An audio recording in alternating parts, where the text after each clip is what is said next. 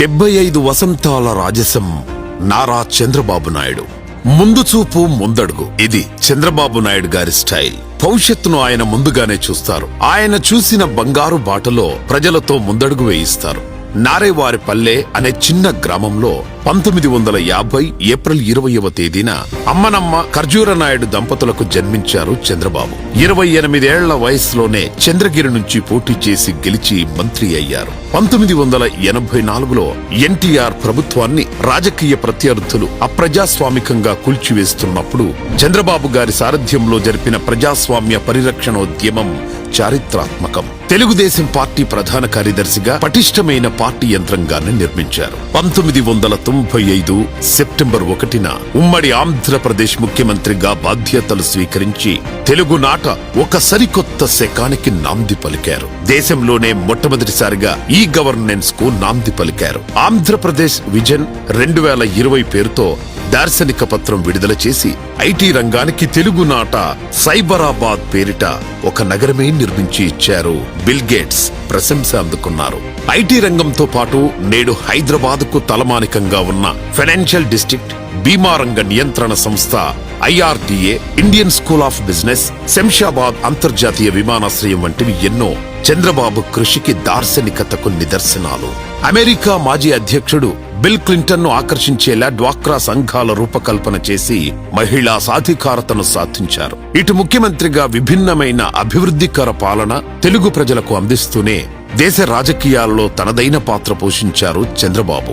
Deve Gowda, IK గుజరాల్లను ప్రధానులుగా, Abdul Kalam, నారాయణన్లను రాష్ట్రపతులుగా చేయడంలో చంద్రబాబు గారిదే ముఖ్య పాత్ర. జీఎంసీ బాలయోగిని లోక్సభ స్పీకర్ ని చేసి దేశానికి తొలి దళిత స్పీకర్ ను అందించారు చంద్రబాబు. కేంద్రంలో తనకెన్ని అద్భుత అవకాశాలు వచ్చినా వాటిని తెలుగు ప్రజల కోసం తప్ప తన స్వార్థం కోసం ఏనాడూ వాడుకోని నిస్వార్థ నాయకుడు చంద్రబాబు గారు. 2004 తర్వాత ప్రతిపక్ష నేతగా రైతులకు గిట్టుబాటు ధరలు, బాబ్లీ ప్రాజెక్టు అంశాలపై పోరాటం చేశారు. అన్నదాత కోసం ఆనాడు 8 రోజుల పాటు నిరాహార దీక్ష చేశారు.